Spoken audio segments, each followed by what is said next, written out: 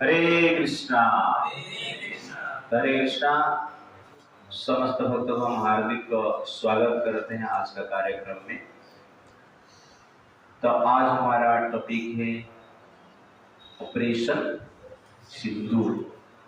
तो जिस प्रकार हम जानते हैं पहलगाम में कश्मीर में कुछ टेररिस्ट अटैक करके 26 लोगों को मार दी और उनके पत्नी के सामने ही मारे। और इसका बदला लेने के लिए मोदी जी ने एक ऑपरेशन स्टार्ट की, जिस ऑपरेशन का नाम क्या है?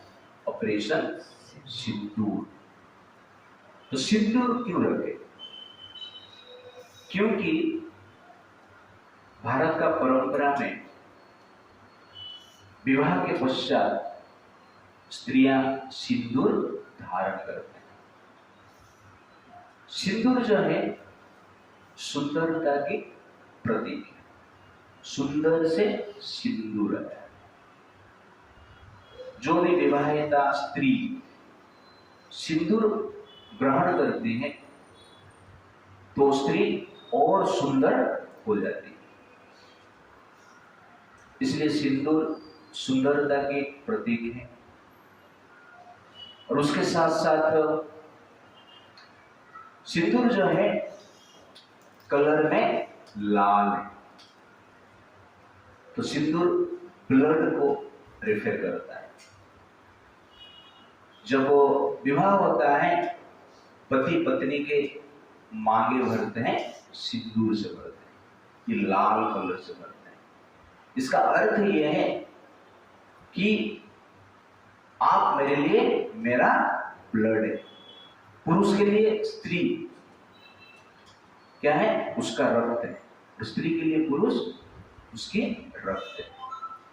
तो कहने का अर्थ है सिंदूर लगाने के पीछे कारण जो है एक ब्लड रिलेशनशिप है। तो शरीर में जो ब्लड है, रक्त है, महत्वपूर्ण है। तो रक्त शरीर को धारण करता है। इसीलिए सिंदूर में जब मांगे भरा जाता है, दो व्यक्ति परस्पर को अपना मानते हैं, दो अलग व्यक्ति नहीं, भिन्न नहीं। जैसे कि रक्त शरीर का शक्ति है, शक्ति शरीर को धारण करता है, वैसे ही वो दो व्यक्ति हस्बैंड वाइफ परस्पर को धारण करते हैं। तो सिंदूर डेडिकेशन का प्रतीक और प्रोटेक्शन का प्रतीक है। जैसे रक्त हमारा शरीर को रक्षा करता है, तो ठीक उसी प्रकार सिंदूर लगाने के पीछे कारण क्या है? प्रोटेक्शन का कारण है और समर्पण भाव का कारण है। इसीलिए भारत का परंपरा में सिंदूर धारण किया जाता है। और आतंकवादियों ने पति को मार दी, इसका अर्थ क्या हुआ? पत्नी का सिंदूर को उजाड़ दी, उनका रक्त को शरीर से निकाल दी। तो शरीर से ब्लड चला जाता है, शरीर नष्ट हो जाता है और मृत्यु हो जाता है। ठीक उसी प्रकार स्त्री से हस्बैंड अलग हो जाते हैं, हस्बैंड का मृत्यु हो जाता है और कोई मार देता है, तो स्त्री के लिए वो क्या है? मृत्यु से भी भय करे। तो ये ब्लड जो है इस प्रकार की डेडिकेशन, प्रोटेक्शन, लव का प्रतीक है, प्रेम का प्रतीक है। इसलिए भारतीय परंपरा में सिंदूर धारण किया जाता है विवाहित स्त्री के लिए। और ये एक आइडेंटिफिकेशन है कि ये स्त्री विवाहित, इसलिए उनको रेस्पेक्ट देना है। तो सिंदूर नहीं लगाए रहेंगे तो आजकल के लड़के जाके पूछ ले, आई लव यू, हम आपसे शादी करना चाहते हैं। पता नहीं ना शादी हुआ कि नहीं।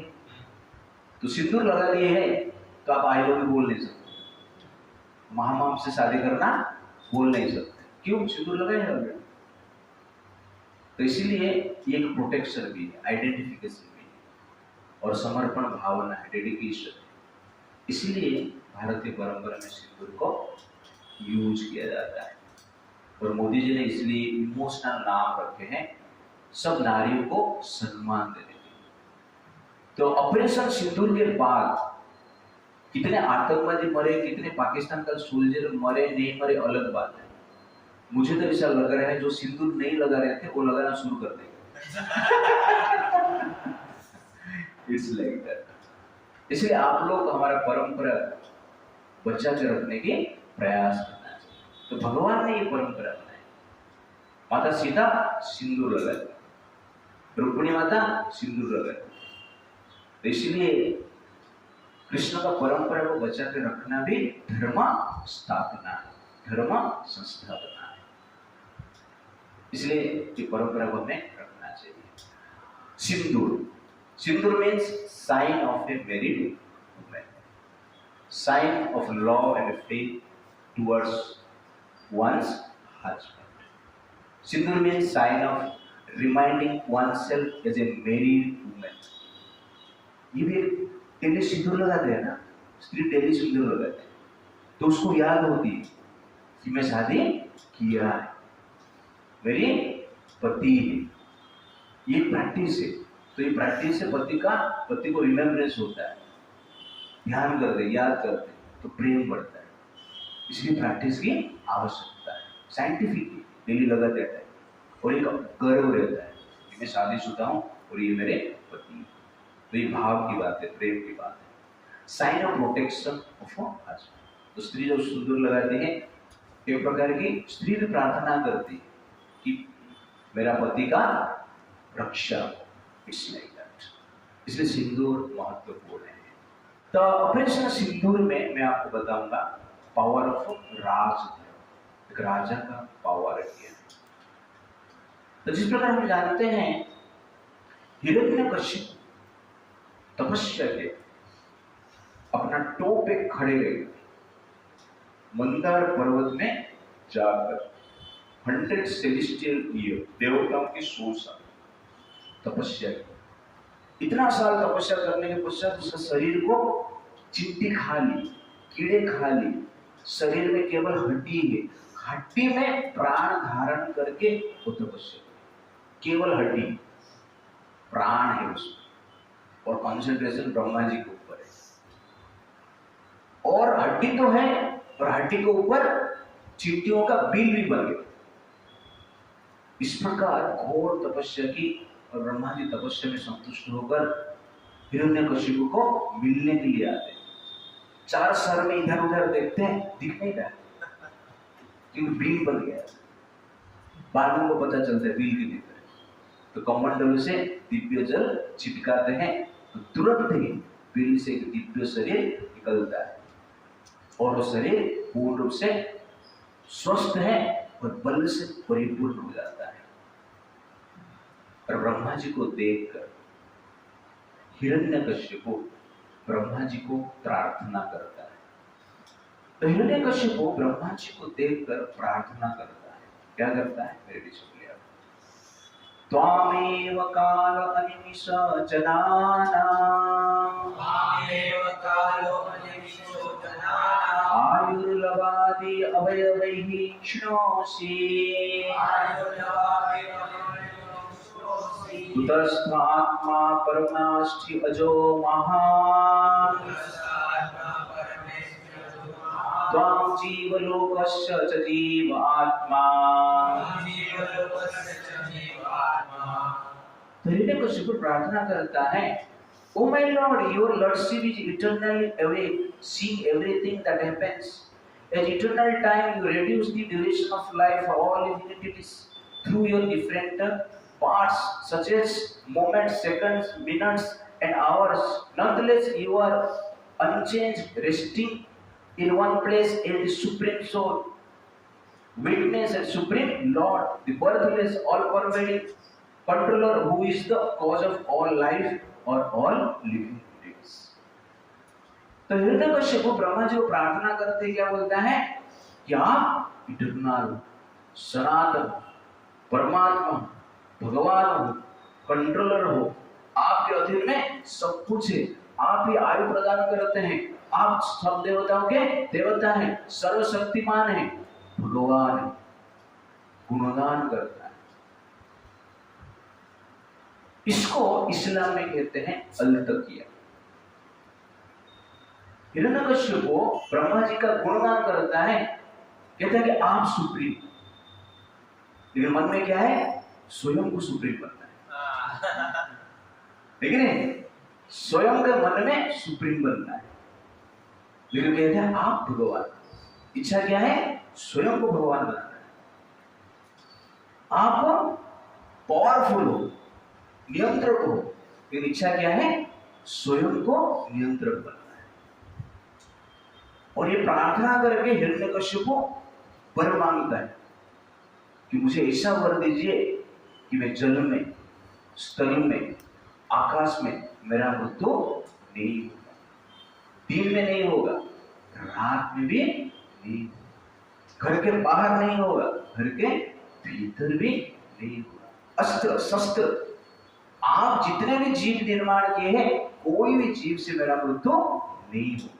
ब्रह्मा जी तथास्तु करके चला जाता है और हिरण्यकश्यप को पावर मिलता है। और ये पावर मिलने के पश्चात क्या है, ब्रह्मा जी का जो प्रिंसिपल है, वेद का जो प्रिंसिपल है, उसको ही नष्ट करने की इच्छा रखता है, राइट ना। इसको ही इस्लाम में क्या कहते हैं, अल्तकिया कहते हैं। ये लोग क्या करते हैं, जहां पे पावरलेस रहते हैं, ये अल्तकिया प्रिंसिपल को फॉलो करते हैं। हिरण्यकश्यप जैसे सामने वाले को गुणगान करते हैं, भाईचारा, हिंदू मुस्लिम भाई भाई, हम साथ साथ रहना चाहिए, लेकिन अभी सब अल्तकिया का फॉलो कर रहे हैं ऑपरेशन सिंदूर के बाद। और इसमें बोल रहा है पाकिस्तान को अटैक करना चाहिए, मार देना चाहिए, उड़ा देना चाहिए, युद्ध होना चाहिए। वास्तव में वो लोग क्या चाहते हैं कि भारत का भविष्य नष्ट हो जाए, भारत नष्ट भ्रष्ट हो जाए। तो जो भी आप देखेंगे एंटी हिंदूज आपको सम्मान दे रहे हैं, आपका गुणगान कर रहे हैं, आपको रेस्पेक्ट दे रहे हैं, आपके साथ भाईचारे के रूप में व्यवहार कर रहे हैं, तो आपको समझ आना चाहिए कि हिरण्यकश्यप, जिस प्रकार हिरण्यकश्यप ब्रह्मा जी का गुणगान कर रहा है, किस लिए, ब्रह्मा जी का परंपरा को भी नष्ट करने के लिए, ठीक उसी प्रकार ये लोग आपका गुणगान करेंगे, आपके साथ रखेंगे, आपका बिजनेस पार्टनर बनेंगे, सब कुछ करेंगे, लेकिन इनका लक्ष्य क्या है, आपको अंत में मार देना है। कश्मीर में वो लोग ऐसे, कश्मीर पंडित के पास ये लोग रेस्पेक्टफुली रहते थे, ग्लोरीफाई करते थे। कश्मीर पंडित के घर पे बहुत सारा लोग सर्वेंट के रूप में भी काम करते थे। सब कश्मीर पंडित जो है रिच पर्सनैलिटी थे, उनके अंडर ये लोग काम करते थे, उनके घर पे नौकर भी होते थे। लेकिन जब उनका संख्या बढ़ गया, अल्तकिया गया, लेकिन संख्या बढ़ने के बाद ऐसा देखा गया है कि प्रोफेसर का जो स्टूडेंट है, वो स्टूडेंट ही प्रोफेसर को मार देता। जो फ्रेंड्स जिसके साथ बचपन में बैट बॉल खेलते थे, वो फ्रेंड्स क्या करते हैं, हिंदू फ्रेंड को मार देते हैं। पड़ोस में जो कि भाईचारे की बात करते हैं, ऐसा एक एग्जांपल आया है कि मिलिटेंट्स आतंकवादी आए, एक घर में घुसे मारने के लिए, तो घर में देखे कि एक माता है, स्त्री, सिंदूर लगाए, लेकिन हस्बैंड नहीं, कुछ आदमी नहीं, घर नहीं, घर पे नहीं, तो आतंकवादी चला गया।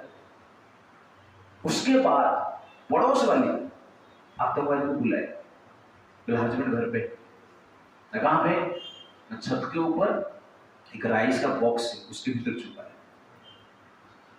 तो आतंकवादी वहां पर जाते हैं छत के ऊपर, और राइस का बॉक्स को देखते ही नहीं सीधा गोली मारते, और अंदर वो व्यक्ति मर जाता है।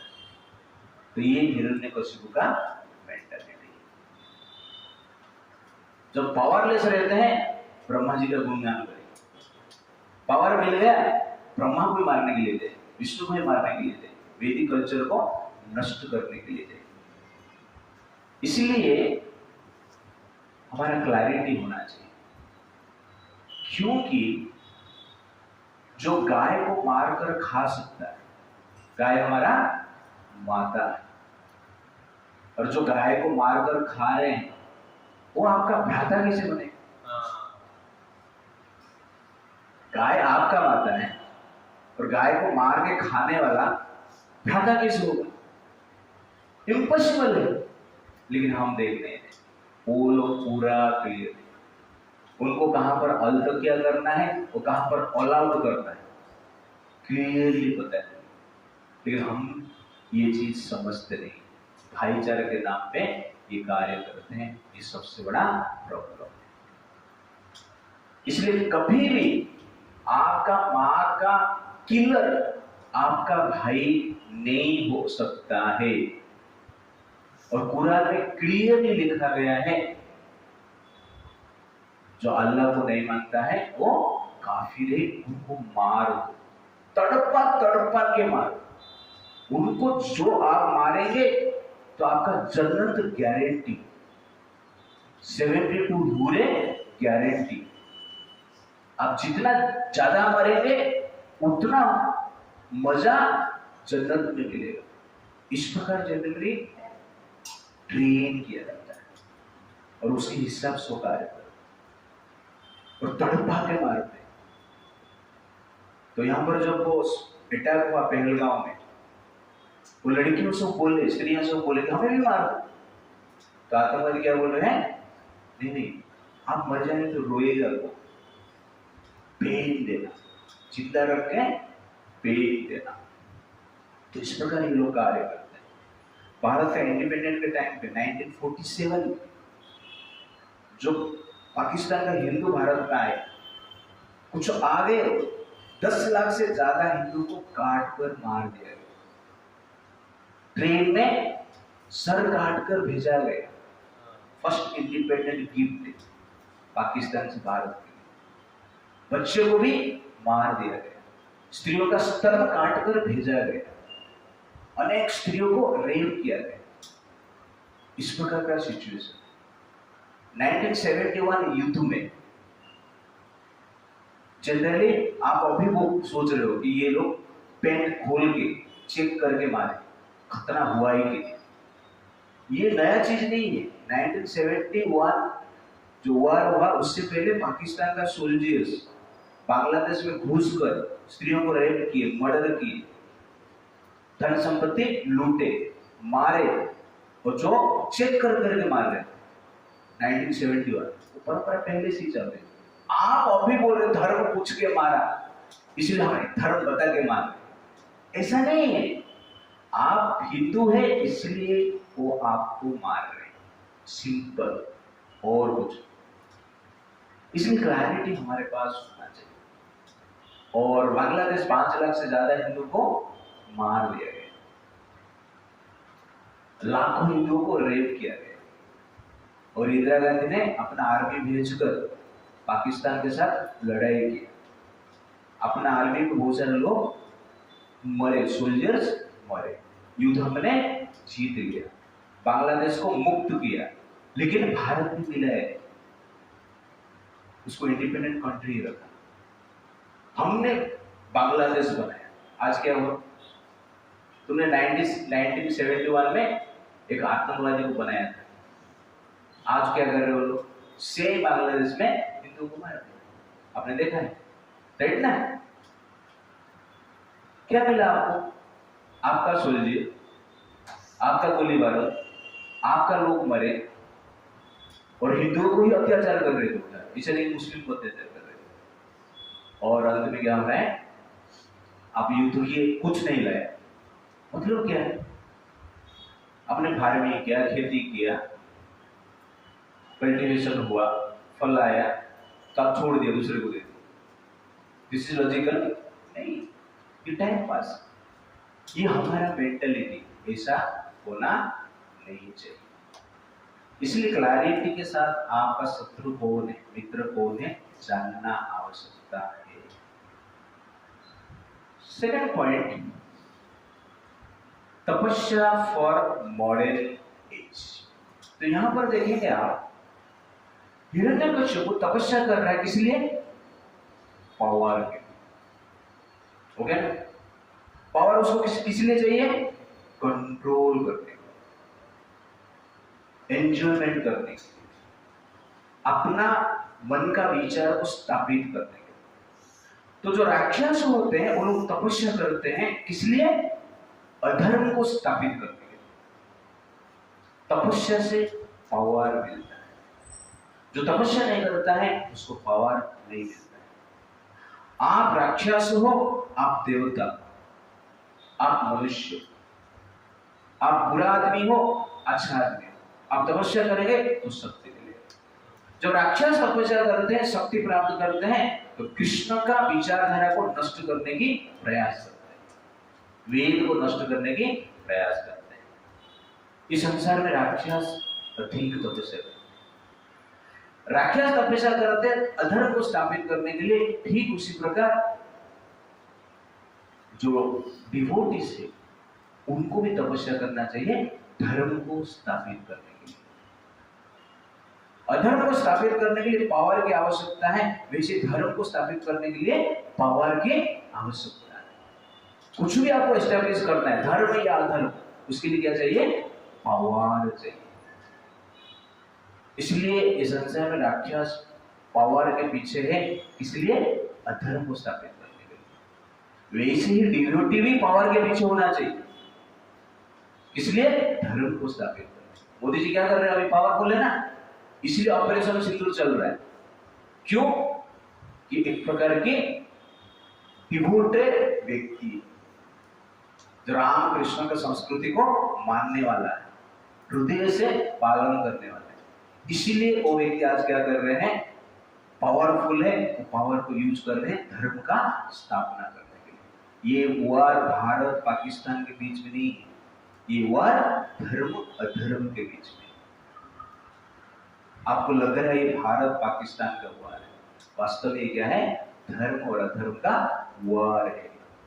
सर्वधर्म समभाव, ये क्या है? मूर्खता। काउ वर्शिप इज धर्म, काउ किलिंग इज आल्सो धर्म। How is it possible? Chastity is धर्म, एक पत्नीव्रता धर्म, और हलाला भी धर्म। बहन के साथ शादी करो, भाई के साथ शादी करो, माँ के साथ शादी करो, चाची के साथ शादी करो, सबके साथ शादी करो, एंड में बकरी के साथ शादी करो। ये सब धर्म है? तो कैसे थे? मातृवत फलाधार धर्म, और माँ बहन के साथ सेक्स करना भी धर्म। सर्वधर्म समभाव। टेम्पल कंस्ट्रक्शन इज धर्म, टेम्पल डिस्ट्रक्शन इज धर्म। ऐसा धर्म है? रामकृष्ण को पूजा करना धर्म, रामकृष्ण के अगेंस्ट में बताना, रामकृष्ण का मूर्ति को तोड़ना भी धर्म। लुष्ट्रवत परद्रव्येश, दूसरे का धन संपत्ति को तुच्छ समझना धर्म, और दूसरे का धन संपत्ति को लूटना वो भी धर्म। हो सकता है ऐसा? फिर भी हम क्या बोल रहे हैं? सर्वधर्म समभाव। ये हमारा मूर्खता। वास्तव में सर्वधर्म समभाव नहीं हो सकता। हो सकता है? फिर हम क्यों बोलते हैं ऐसा?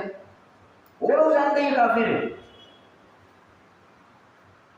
लेकिन हम बोल नहीं सकते। प्रहलाद महाराज ने बोला, प्रहलाद महाराज ने हिरण्यकश्यप को बोले, असुर वैर्य,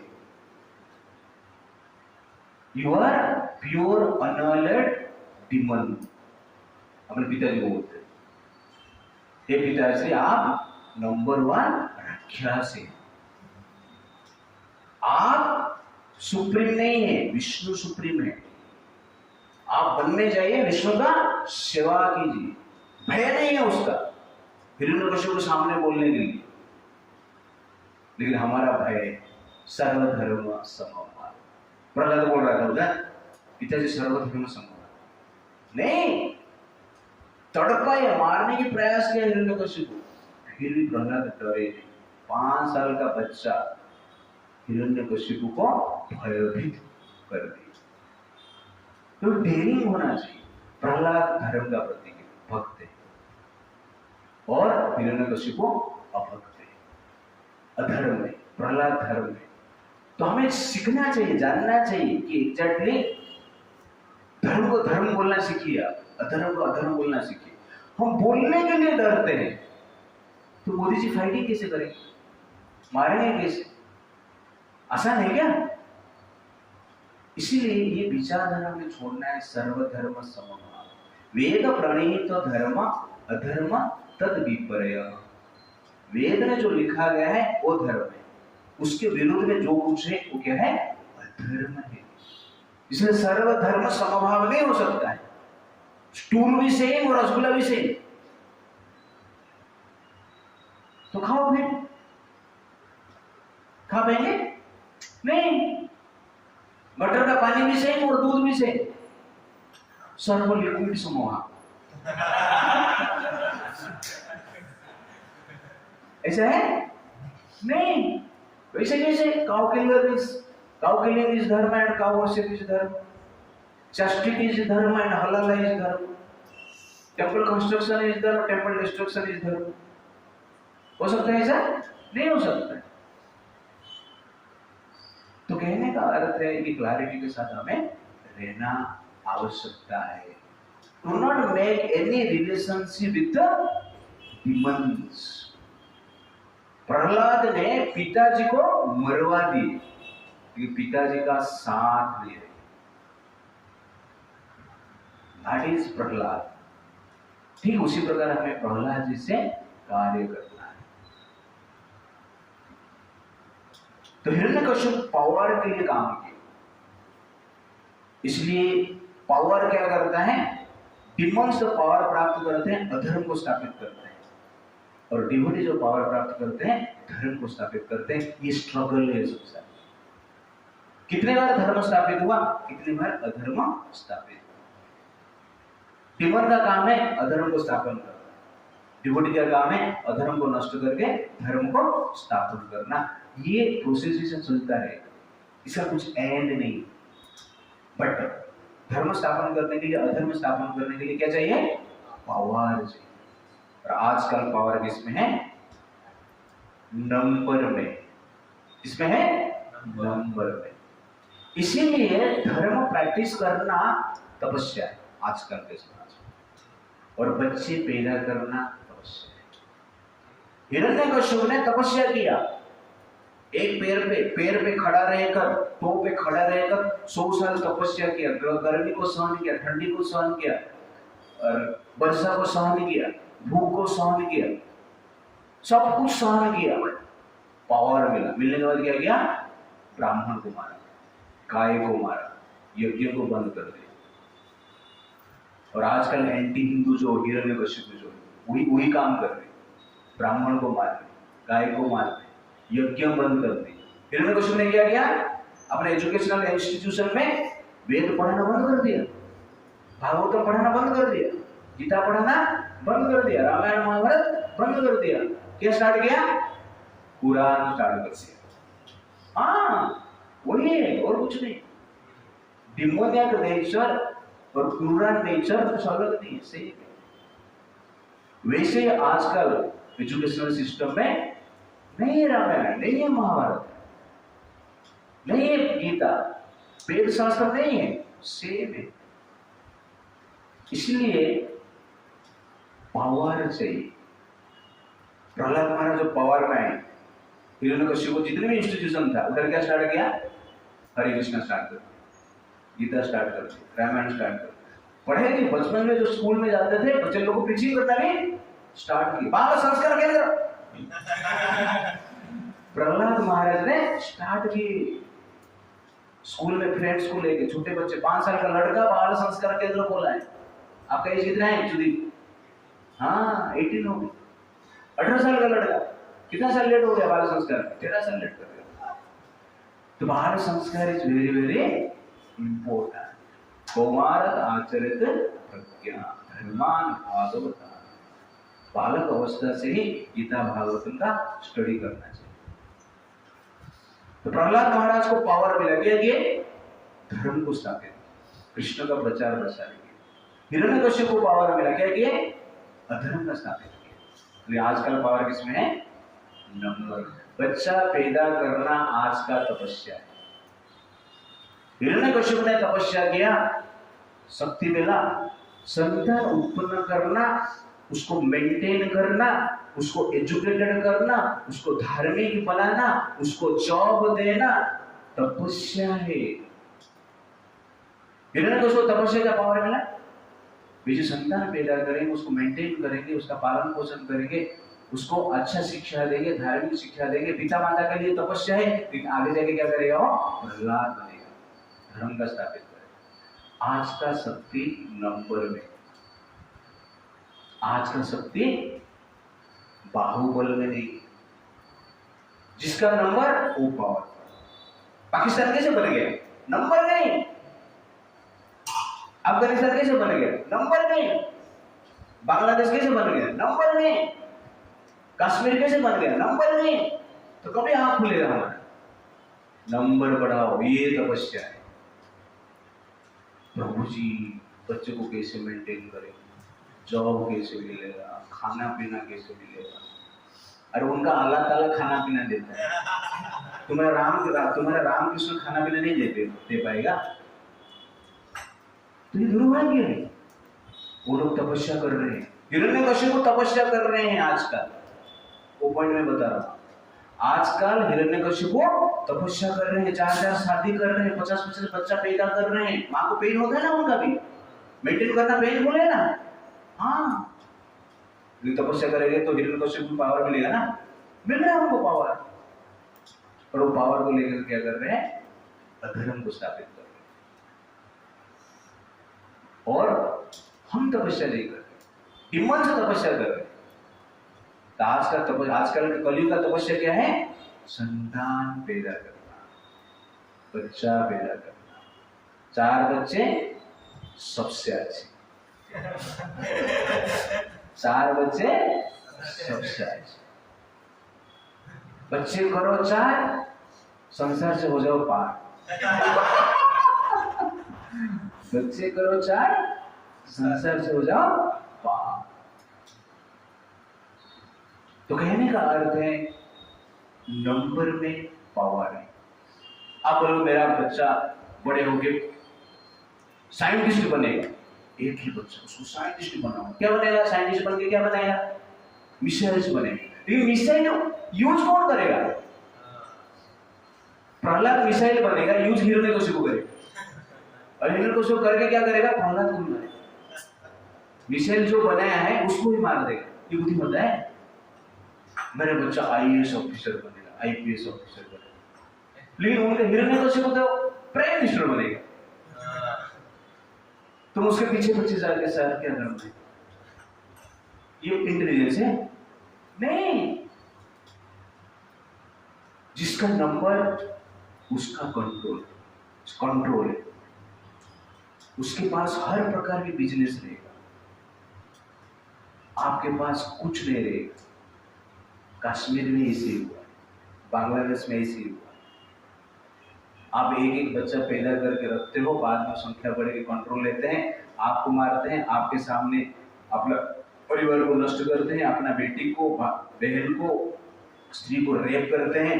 बांग्लादेश में ऐसा होता है कि रेप करने के लिए जब आते हैं, माँ बोलती है बेटी को कपड़ा खोल दे, और माँ के सामने रेप करते हैं। और माँ सबको बोलती है एक एक करके रेप करना, नहीं तो मर जाएगी बेटी। ऐसा सिचुएशन। आप बेटी को खाना पीना दे के आराम में रख रहे हैं, किस लिए? हिरण्यकशिपु के लिए। कलयुग का ये लोग हिरण्यकशिपु, पहले तो एक ही हिरण्यकशिपु था।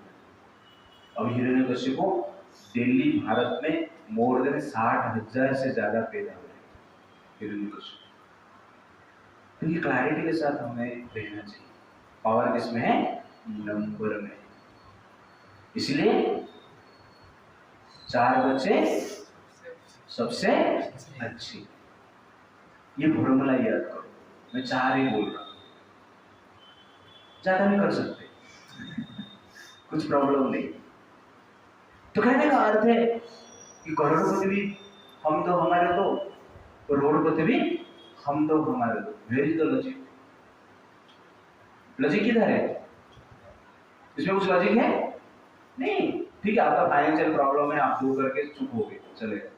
लेकिन वास्तव में क्या है, हमें समझना चाहिए पावर किसमें है, नंबर में। इसलिए आजकल संतान उत्पन्न करना क्या है, क्या है, तपस्या। तपस्या में क्या है, पावर है। तपस्या नहीं करेगा तो पावर किसमें, तो ये तपस्या है और कुछ तपस्या नहीं है। आप हिरण्यकश्यप जैसे तपस्या कर रहे हैं, आपको बाल्मीकि जैसे तपस्या करना है नहीं, साधारण तपस्या। लेकिन ये तपस्या हम नहीं कर रहे हैं, एक्चुअली हम क्या कर रहे हैं, अपना कल्चर को ही नष्ट कर रहे हैं। अब संतान पैदा नहीं कर रहे हैं, आप क्या पैदा कर रहे हो, कृष्ण का फॉलोअर को पैदा कर रहे हैं, एक कृष्ण कॉन्शियसनेस व्यक्ति को पैदा कर रहे हैं। हम सिर्फ सामान बनाते, ये संतान नहीं निर्माण। सामान का प्रोडक्शन ज्यादा बढ़ रहा है, संतान का प्रोडक्शन कम हो रहा है। वैकुंठ में जाइए, भगवान पूछेंगे क्या छोड़ गया है धरती पे, नहीं सर सामान छोड़ गया है। संतान छोड़ गया है क्या, तुझे भेजा था मैं संतान छोड़ के आने के लिए, तो सामान छोड़ गया है। तू जीव है, निर्जीव छोड़ गया है, कुछ जीव छोड़ गया है क्या, 2-4 जीव छोड़ के जाना चाहिए ना। आपका नाम सामान रखेगा ना, आपका नाम संतान रखेगा, संतान। क्या छोड़ के जाना इंपॉर्टेंट है, सामान या संतान, संतान। लेकिन हम क्या छोड़ के जा रहे हैं, इतना फैक्ट्री है मेरा, इतना सामान है मैंने बनाया, ये छोड़ के जाना है। तो संतान छोड़ना, प्रहलाद को छोड़ के जाओ, कुछ होगा। तो कहने का अर्थ है कि संसार बनाया गया जीवात्मा को उद्धार करने के लिए, और जो वो सनातन धर्म को फॉलो करने वाले संतान उत्पन्न करते हैं, रामकृष्ण का फॉलोअर बढ़ते। हम उत्पन्न नहीं कर रहे, मतलब क्या है, मतलब रामकृष्ण के फॉलोअर को निर्माण नहीं कर रहे, मतलब रामकृष्ण फॉलोअर को हम स्वयं ही मार रहे हैं, इसको एवर्सन देते हैं। और ज्यादातर हिंदू लड़के जो है 30 साल के बाद शादी करते हैं, 30 साल का क्या करते हैं, जितना भी संतान है गटर में चला जाता है।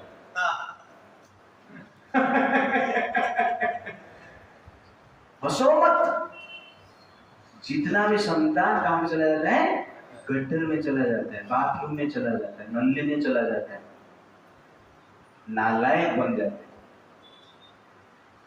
30 साल के बाद क्या पैदा होता नहीं, उनका पॉलिसी है जल्दी शादी करते तो लड़का पैदा होता है, ब्रह्मचर्य रहता है तो लड़का होता है, ब्रह्मचर्य गया है तो लड़की होती है। लेट शादी करेंगे लड़की भी नहीं होगी, लड़की लेट शादी करेंगे बच्चा पैदा नहीं होगा।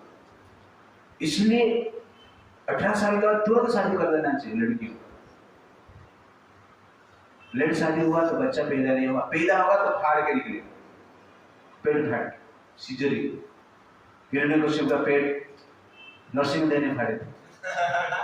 आजकल संतान क्या करते हैं, माँ का पेट फाड़ के बाहर निकलता है, तो संतान माँ का सेवा करेगा, पेट फाड़ के आया है। तो कहने का अर्थ है कि जल्दी शादी करना भी साइंस है, ये हमारा भी शास्त्र कहता है। इसलिए पहले हमारा माँ बाप आप देखेंगे, जल्दी शादी किए थे ना, कुछ प्रॉब्लम था उनका, कुछ प्रॉब्लम नहीं है, 2-4 संतान आराम से होता था, 2-4 नहीं 8-10 होता था। यू अंडरस्टैंड ना, कुछ प्रॉब्लम नहीं। हम ये सब बोल रहे हैं, लेकिन वो लोग आपके सामने ही कर रहे हैं, उनका कुछ प्रॉब्लम नहीं हो रहा है, और आप बोल रहे हमारा प्रॉब्लम हो रहा है। प्रॉब्लम का कारण लेट, तो लेट मैरिज में कितना प्रॉब्लम आप देख रहे हो ना, और बाद में लव जेल में फंस जाते लड़की।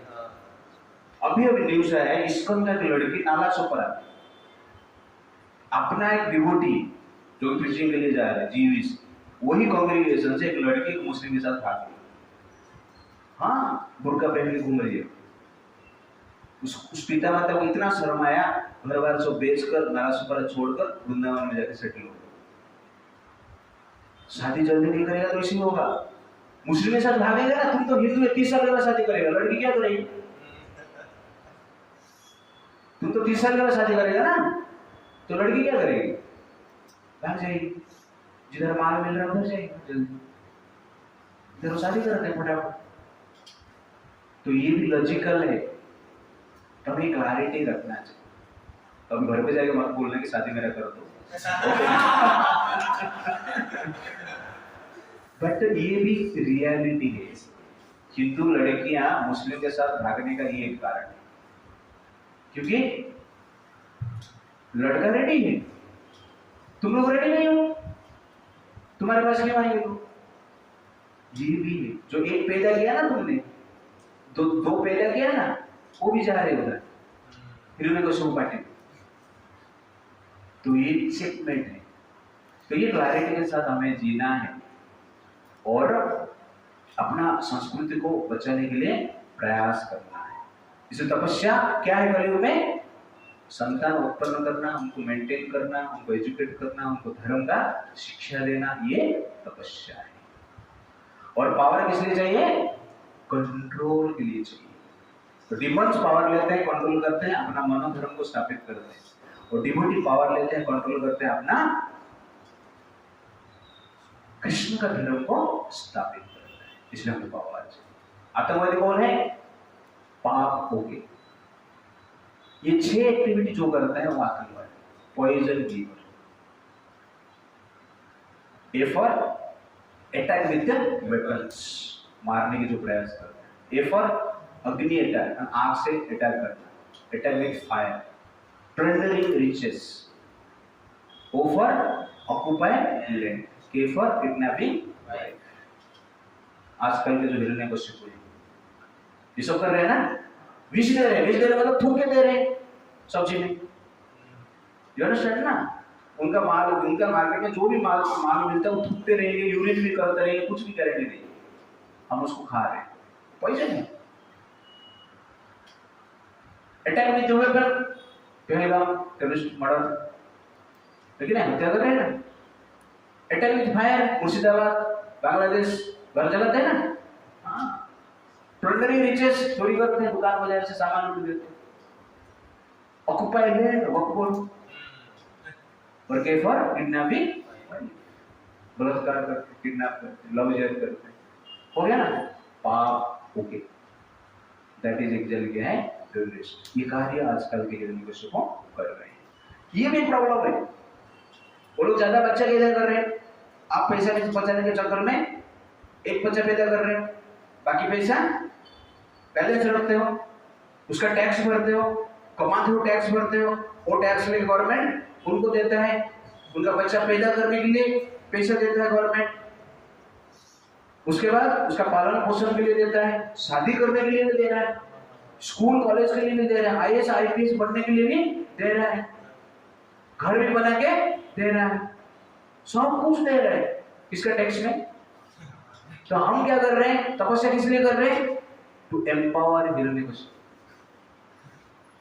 हिरण्यकश्यप को पावरफुल बनाने के लिए कर रहे हैं ना। ये मूर्खता है ना, ये हमारे दुर्भाग्य है। How to stop terrorist? Bhishmadev कहते हैं, मेरे पीछे आप लोग बोलिए। राजानां प्रथमं विद्ये, ततो भार्या ततो धनम्, राजन्यं सतिलोकस्य, कुतः भार्या कुतः धनम्। युधिष्ठिर महाराज पूछते भीष्म जी को कि समाज में नागरिक जो है, सिटीजन्स जो है, उनका पहला कार्य क्या है? First and foremost duty of citizen क्या है बताओ? भीष्म जी यहां पर कहते हैं राजान प्रथम विद्ये। सिटीजन्स का पहला कार्य है एक धार्मिक राजा को राज्य अभिषेक करना, एक धार्मिक राजा को राजा बनाना, ये पहला कार्य है। ये कार्य करने के बाद क्या करना है? ततो भार्या ततो धन, उसके बाद शादी करना, उसके बाद धन कमाना। धार्मिक राजा रहेगा तो आपका पत्नी का रक्षा करेगा, आपका धन का वो रक्षा करेगा। लेकिन पहले शादी कर लिया, धन कमा लिया, और राजा कौन है? हिरण्यकश्यप, तो क्या होगा? पत्नी का अपहरण करेगा, धन का भी अपहरण करेगा। इसलिए राजा है तो पत्नी सुरक्षित है, धार्मिक राजा है। इसलिए धार्मिक राजा है तो पत्नी सुरक्षित है, धार्मिक राजा है धन सुरक्षित है, धार्मिक राजा है तो हमारा शरीर सुरक्षित है। राजा धार्मिक नहीं रहेगा, आपका पत्नी आपका नहीं रहेगी, आपका धन आपका नहीं रहेगा। इसलिए सबसे मोस्ट इंपोर्टेंट वर्क क्या है? एक धार्मिक राजा को बनाना है। कलयुग में सबसे इंपोर्टेंट वर्क क्या है? वोट देना। इसलिए वोट देना इंपोर्टेंट है। वोट आप नहीं दे रहे हो मतलब क्या है? अब धार्मिक राजा को राजा नहीं बना दे। तो मोदी जी ने 400 सीट मांगा था, अब की बार 400 पार, लेकिन हमने वोट नहीं दिया और 240 में अटक गए। आज 400 होता था क्या होता था आपको पता है? 240 में ये सब हो रहा है। अभी जो युद्ध भारत जीता और युद्ध कर पा रहा है उसका कारण क्या है? 11 साल से मोदी जी युद्ध के लिए प्रिपेयर कर रहे थे, वेपन संग्रह कर रहे थे, तपस्या कर रहे थे, इसलिए ये सब अटैक हो रहा है, सक्सेस हो रहे हैं हम। S-400 बाकी सब वेपन्स भी बनाए, बाकी सब खरीदारी की है, राफेल सब कुछ, नहीं तो पाकिस्तान को चैलेंज हम नहीं कर पाते थे। आपको लग रहा है ऐसा आ रहा है तो वो उड़ा दिया, दिवाली जैसा हमें लग रहा है टीवी में न्यूज देख के। वास्तव में आसान नहीं है, सब बड़ा चैलेंज है। मृत्यु, जीवन और मृत्यु का ही काम है। आप पटाखा फोड़ने में डरते हो, हाथ में फट गया, ओके, और उधर से मिसाइल आ रहा है उसको फोड़ रहे हैं आकाश में। यू अंडरस्टैंड ना? इसलिए प्रिपरेशन चाहिए, इसके लिए शक्ति चाहिए। हम क्या कर रहे? दही हांडी फोड़ते। एक लड़का मुझे बोल रहा था, प्रभु जी मैं दही हांडी फोड़ रहा हूं। हमारा जीवन दही हांडी फोड़ने के लिए नहीं मिला है, हिरण्यकशिपु का दिमाग फोड़ने के लिए मिला है। उसका दिमाग फोड़ के दही निकालने के लिए मिला, दिमाग का दही निकालने के लिए। हमने दही हांडी फोड़ दिया, इसके अंदर 10 मीटर ऊपर जाएगा, 50 मीटर ऊपर जाएगा। हमें जीवन मिला है राक्षस का दिमाग फोड़ने, उसमें दही निकालने। तो हिरण्यकशिपु का दिमाग फोड़े ना, प्रहलाद का फोड़े ना, उनका शक्ति से फोड़े। ठीक है ना? आप भी प्रहलाद बनाओ, नरसिंह भगवान को बुलाओ और फोड़ो। नहीं नरसिंह भगवान को बुला पा रहे आप फोड़ लो ना। वो नहीं आ रहे तो राजा नाम प्रथमम, राजा की आवश्यकता है, बिना राजा से प्रोटेक्शन नहीं देता है। पहले राजा, उसके बाद शादी, उसके बाद हमारा प्रायोरिटी क्या है? पहला धर्म, उसके बाद शादी, उसके बाद वोटिंग। नहीं, ऐसा नहीं। राजन्य सती लोकस्य कुतः भार्या कुतः धन। धार्मिक राजा नहीं है तो भार्या किधर है, धन किधर है? कश्मीर पंडित का हालत ऐसे है, बांग्लादेश का हालत ऐसा है, अफगानिस्तान का हालत ऐसा है, पाकिस्तान का भी हालत ऐसा है। पाकिस्तान में हिंदुओं को पूछो कैसे हालत है, अधार्मिक राजा। इसीलिए क्लैरिटी के साथ हमें क्या करना चाहिए? जीना चाहिए। जैसे मैं सिंपल एग्जांपल देता हूँ, फार्मिंग करना है मतलब क्या है? फार्मिंग मीन्स वृक्ष को कल्टीवेट करना, ग्रेन्स और वेजिटेबल का कल्टीवेट करना। फिर कीड़े लगते हैं ना, कीड़े को कल्टीवेट करना है? नहीं, कीड़े को मारना है। कीड़े को मारना भी फार्मिंग है। आप बोलोगे कीड़े हैं और प्लांट है, अहिंसा परमो धर्मो, तो क्या होगा? प्लांट बचेंगे, वेजिटेबल्स बचेंगे, ग्रेन्स बचेंगे, क्या बचेगा? कीड़े बचेंगे। कीड़े खाएगा, कीड़े तुमको खा लेगा। तो वैसे ही संसार में जीना है तो कीड़े को मारना पड़ेगा, धर्म को बचाना है तो कीड़े को मारना पड़ेगा। कीड़े भी बचेगा, प्लांट भी बचेगा, ऐसा होता नहीं। प्लांट को बचाना है तो कीड़े को मारना पड़ेगा। वैसे डिवोटी को बचाना है, धर्म को बचाना है तो अधर्म को मारना पड़ेगा, राक्षस को मारना पड़ेगा। ये सब कीड़े हैं। दिन में 60,000 कीड़े पैदा होते हैं और हम क्या कर रहे हैं? कीड़े पालन कर रहे हैं, टैक्स के नाम पे, भाईचारा के नाम पे। तो धर्म बचेगा। कीड़े का काम क्या है? प्लांट को खाना है, वेजिटेबल्स खाना है, ग्रेन्स को खाना है, खेती को नष्ट करना है। वैसे डिमंस का काम क्या है?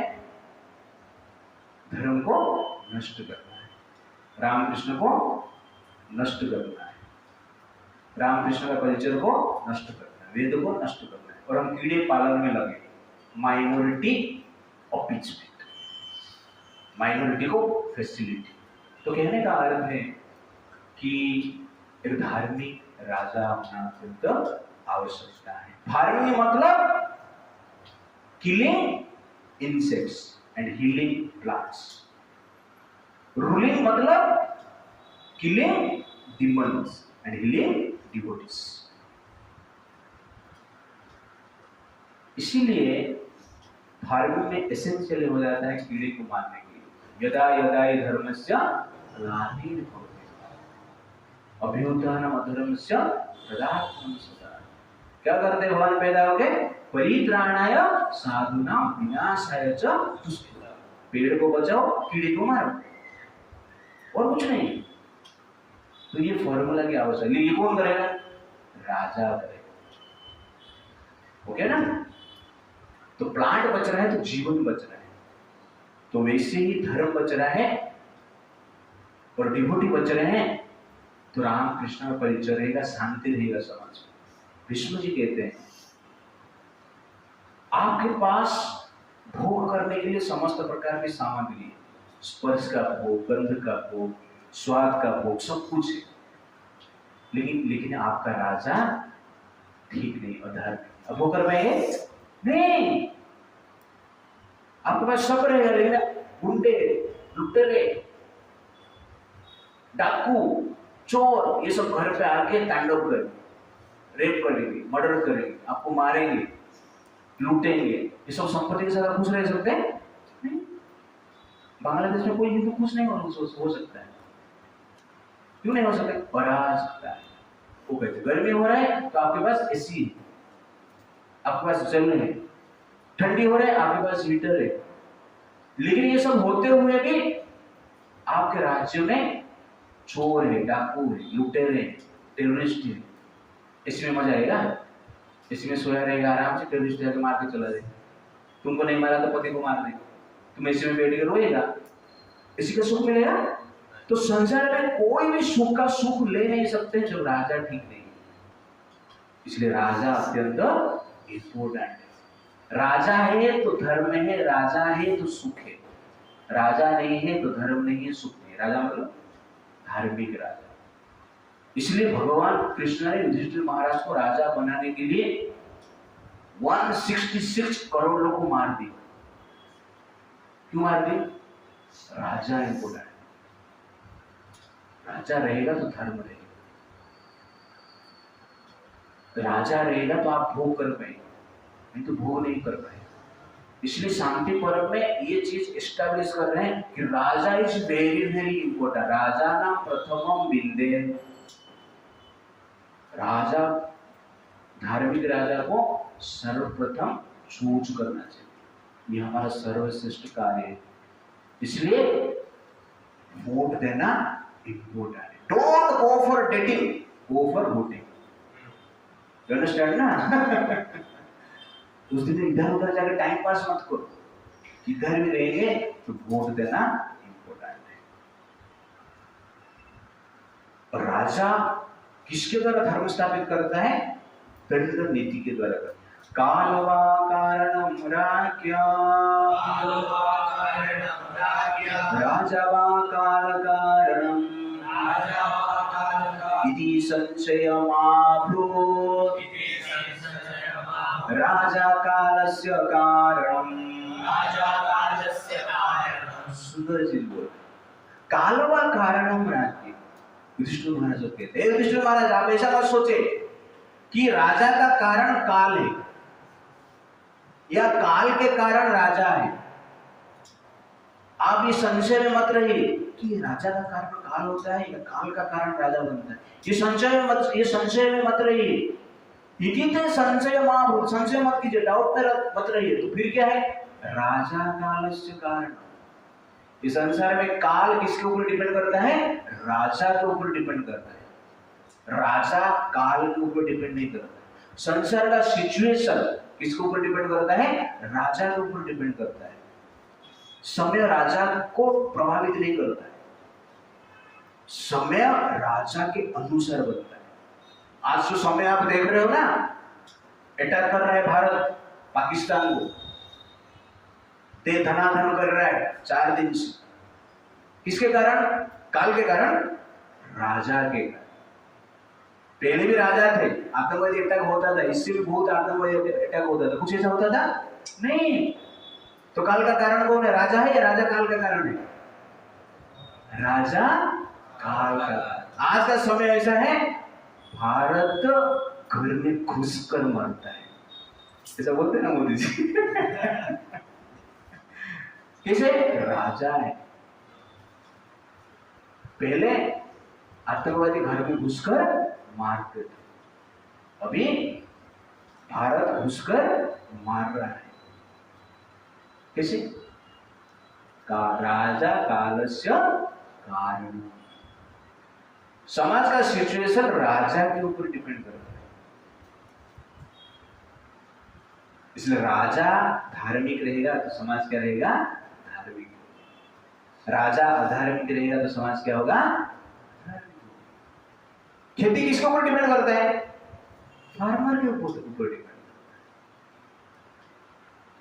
फार्मर गांजा का खेती कर सकता है और फार्मर आम का खेती भी कर सकता है। गांजा पीने वाला फार्मर रहेगा तो गांजा की खेती करेगा, और आम का जूस पीने वाला फार्मर रहेगा तो आम का खेती। कहने का अर्थ है कि राजा के अनुसार समय सिचुएशन होता है। ये भीष्मदेव किसको बोलते हैं? युधिष्ठिर महाराज को बोलते हैं। कहते हैं राजा का सबसे बड़ा अस्त्र क्या है? दंड देना है, और दंड के भय से ब्रह्मचारी उसका धर्म पालन करता है, गृहस्थ वानप्रस्थ सन्यासी उसका धर्म पालन करता है, ब्राह्मण क्षत्रिय वैश्य शूद्र उसका धर्म पालन करता है, दंड के भय से। इसलिए दंड नीति 100% है। राजा 100% धार्मिक है, 100% दंड नीति में है, तो उस युग को क्या कहा जाता है? सत्य युग कहा जाता है। जब दंड नीति कम हो जाता है, 4 भागों से 3 भाग राजा पालन करता है, उसको क्या कहते हैं? तृतीय युग। तृतीय से तृतीय युग है, 100% से सत्य युग है। और जो दंड नीति 2 भाग पालन करते हैं, 4 से 2 भाग पालन करते हैं, तो उस युग को क्या कहा जाता है? द्वापर युग कहा जाता है। और दंड नीति अपने मन के हिसाब से जो करता है, उस युग को क्या कहा जाता है? कलयुग कहा जाता है। ये कलयुग। इसलिए राजा कालस्य कारण। समाज का सुख दुख सिचुएशन किसके ऊपर डिपेंड करता है? राजा के ऊपर डिपेंड करता है। तो आप सोचिए, ऐसा राजा है इसलिए हम प्रोग्राम आज कर पा रहे हैं। इस प्रकार अटैक होगा, आतंकवादी का अटैक होगा, इस प्रकार युद्ध होगा, राजा नहीं रहेगा, अच्छा राजा नहीं रहेगा, तो क्या होगा?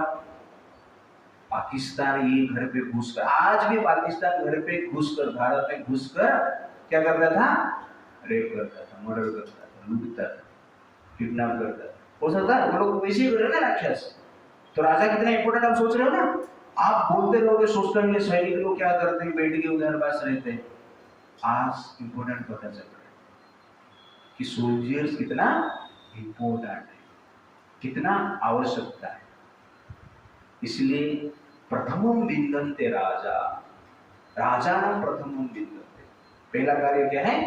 राजा को निर्माण करना है, उसके बाद शादी करना, उसके बाद धन कमाना। इसलिए काल का कारण कौन है? राजा है। The situation of society depends upon nature of the king. यस्यां भवति भूतानि तद्विधि मनुजा ऋषभः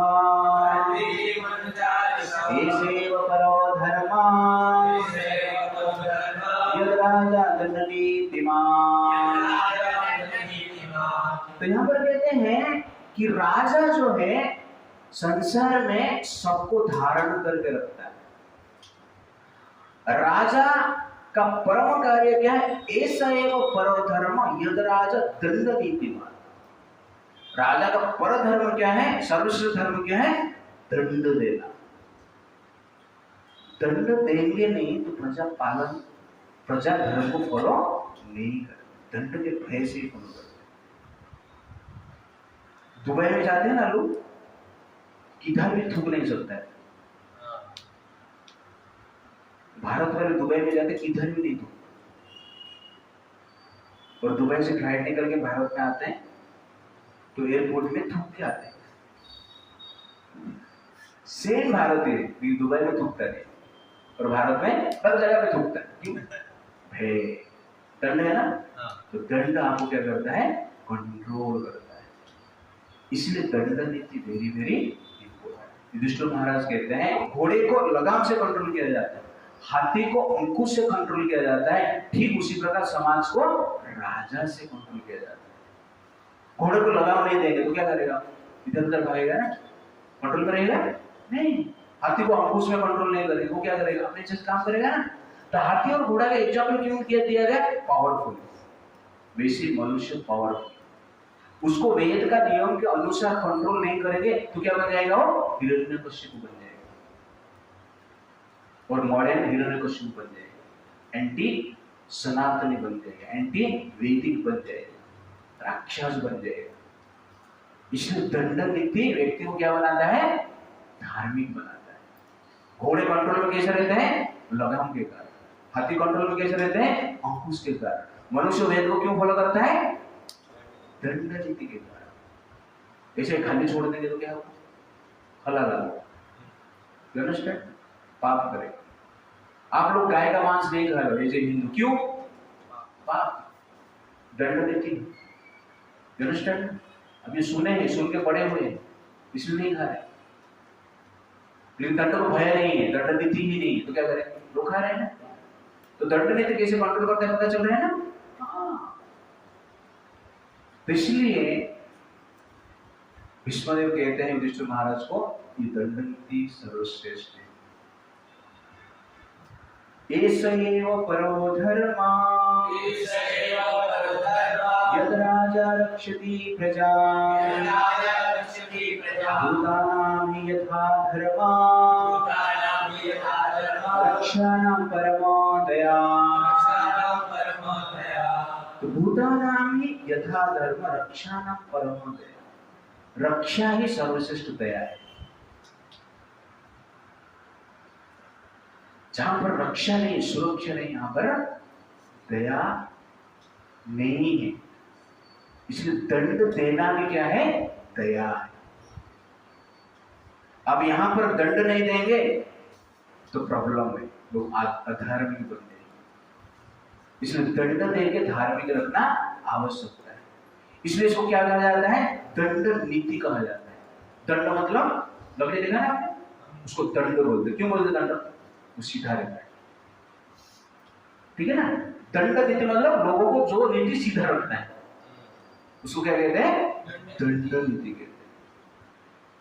दंड सीधा रहता है, और दंड देंगे तो लोग भी सीधा हो जाते हैं, और लोग सीधा होते हैं और सिद्धि भी प्राप्त करते हैं, सक्सेस होते हैं उसमें, और शुद्ध भी होते हैं बिकॉज ऑफ वो दंड।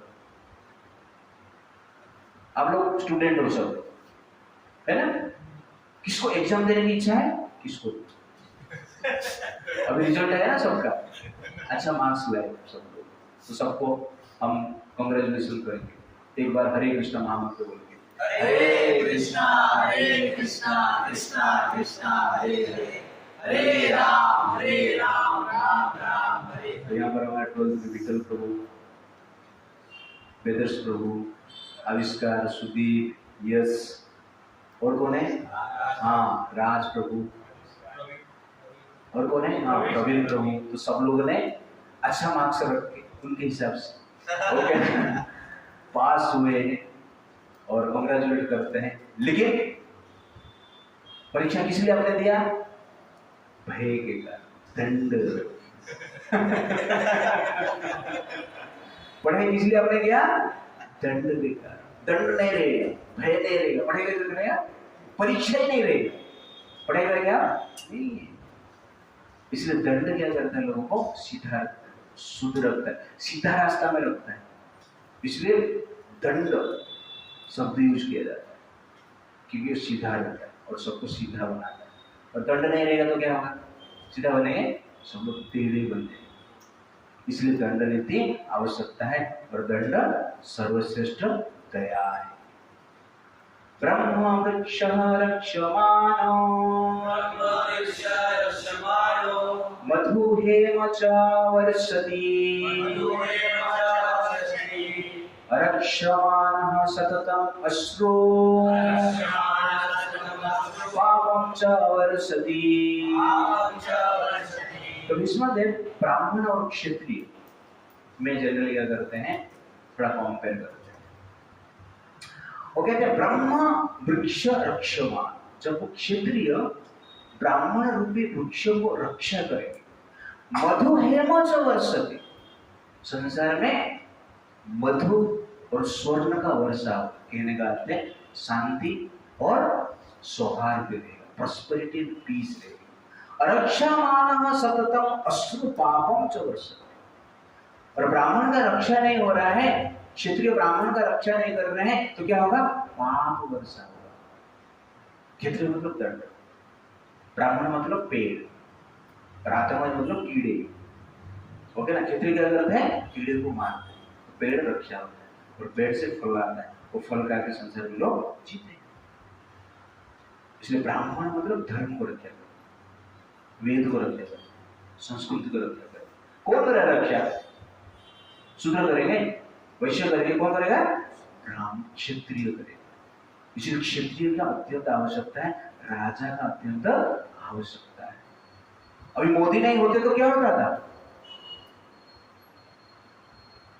भारत का अवस्था क्या होता था,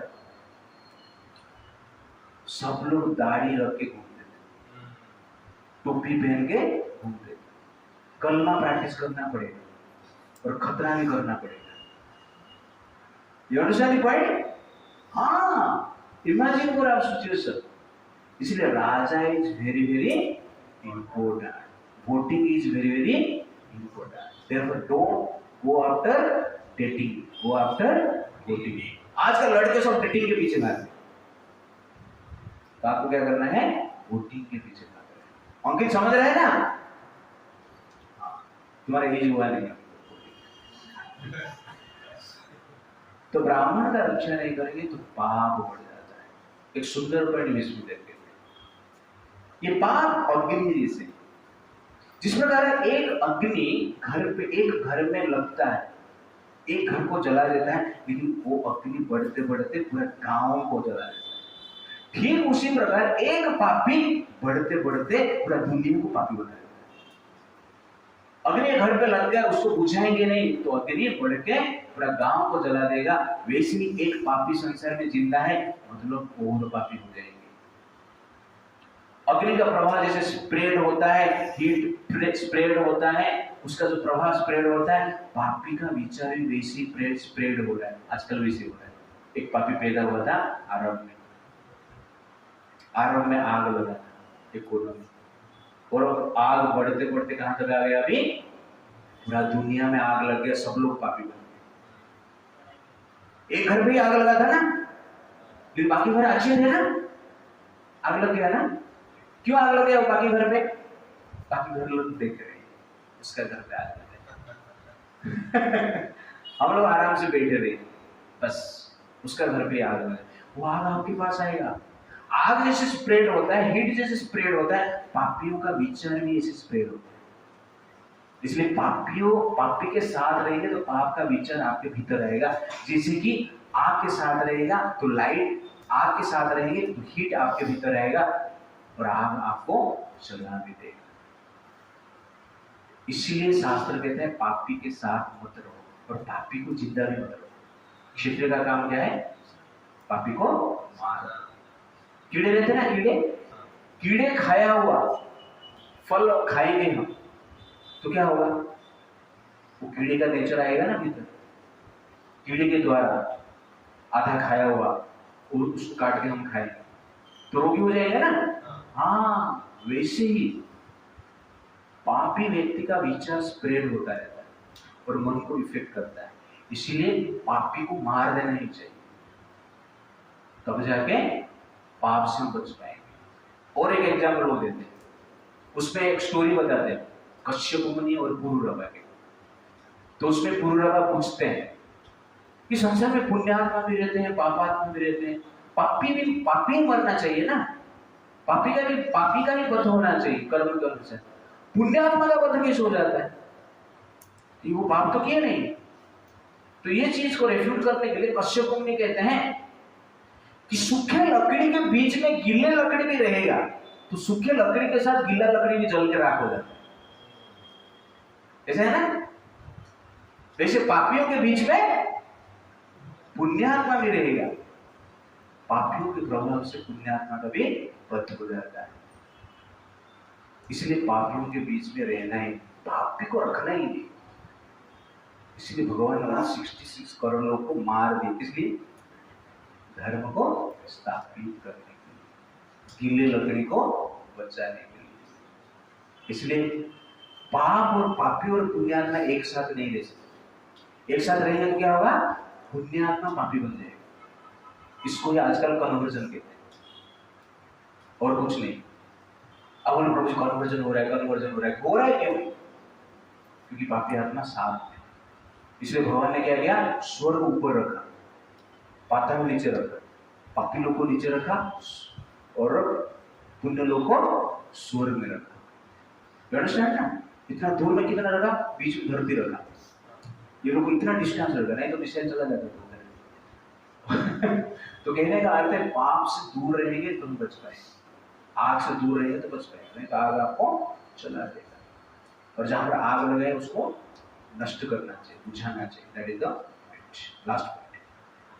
ठीक, तो कहने का अर्थ है ब्राह्मण क्षत्रिय का मित्रता होना चाहिए।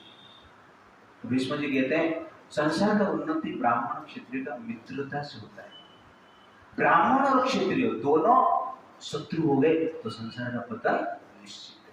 ब्राह्मण का उत्थान का कारण क्षत्रिय है और क्षत्रिय का उत्थान का कारण ब्राह्मण है। ब्राह्मण क्या करता है? अदृष्ट शक्ति से लोगों को बचाता है, बुरे विचार से बचाता है, मानसिक यंत्रणा से बचाता है, विचार देता है। क्षत्रिय क्या करता है? बाहर का जो आतंकवादी दुष्ट शत्रु जो है उससे बचाता है, तलवार से, बाहुबल से। ब्राह्मण को प्रतिदिन क्या करना चाहिए? मंत्र साधना करना चाहिए, जप ध्यान करना चाहिए। और क्षत्रिय को प्रतिदिन क्या करना चाहिए? अस्त्र शस्त्र का प्रैक्टिस करना चाहिए।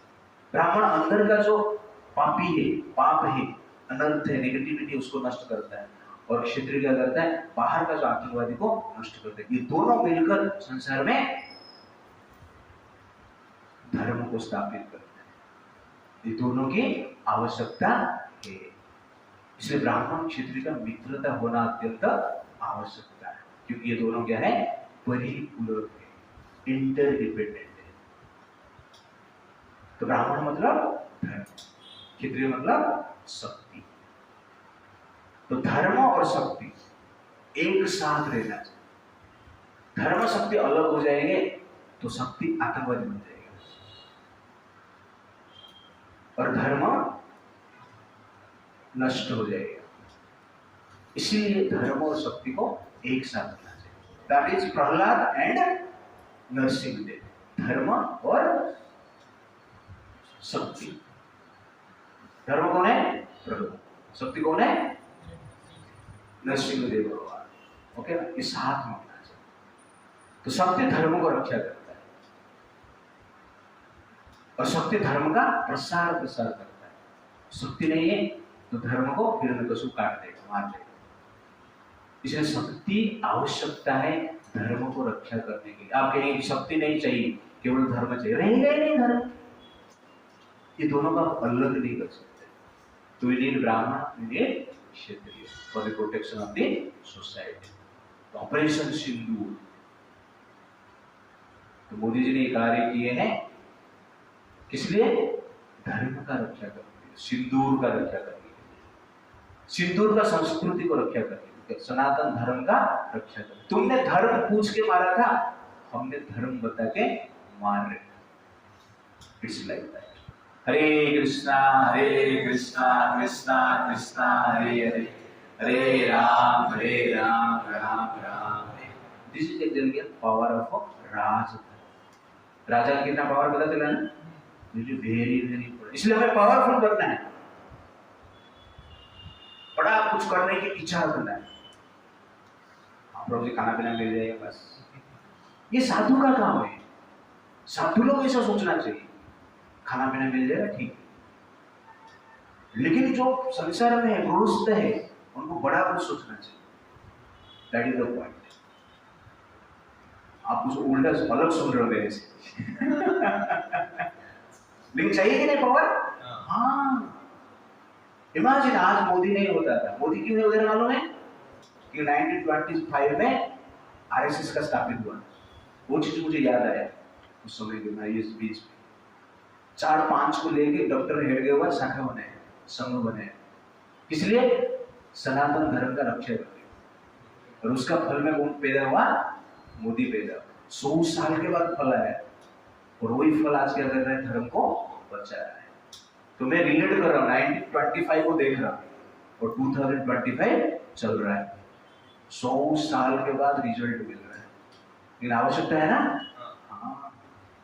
तो वैसे ही हमें क्या करना चाहिए? धार्मिक व्यक्ति, प्रहलाद जैसे व्यक्ति, युधिष्ठिर महाराज जैसे व्यक्ति, अर्जुन जैसे व्यक्ति को निर्माण करना है। इसलिए क्या करना पड़ेगा? प्रहलाद कैसे बन गया? प्रहलाद नारद मुनि लेके अपने आश्रम में रख के बाल संस्कार कार्य किए थे। हिरण्यकश्यप पिताजी गया था तपस्या करने के लिए मंदार पर्वत में। नारद मुनि कयाधु को लेके अपने आश्रम में घर पे रहकर प्रवचन किसको दे रहे थे? कयाधु को दे रहे थे। कयाधु सो जाते थे, स्वयं प्रहलाद महाराज जी को बताते और मैं माँ के घर में रहकर सुनता था। कितने लोग उनके सामने थे? नारद मुनि जो प्रचार कर रहे थे, कितने लोग सामने थे? कोई नहीं था। जो सामने थे वो तो सो जाते थे। प्रचार किसको चल रहा था? प्रहलाद घर में था। नारद मुनि अकेले प्रचार कर रहे थे। कितने साल प्रचार किए? 100 ईयर, 1925 से 2020, 100 से लिस्ट ले लिए। उसके बाद कौन बना? प्रहलाद बना। पॉइंट ऋषभ जी, कितने लोग प्रचार कर रहे थे? कोई नहीं था। बायोदृष्टि से देखेंगे तो कोई नहीं था। घर में बच्चा था। आप प्रचार करेंगे घर में बच्चा को, मां सो जाएगी, उधर जाके तुमको बोलना है। क्या बोलना है? ब्रह्म वृक्ष। प्रचार करेंगे? तो कहने का अर्थ है कि प्रचार करना, भगवत वाणी का प्रचार करना कितना महत्वपूर्ण है। आपको समझ में आया? हाँ। तो कौन कौन बाल संस्कार कार्यक्रम करेगा अपने एरिया में, रीजन है? हाँ ठीक है, चलते हैं। हरे कृष्णा।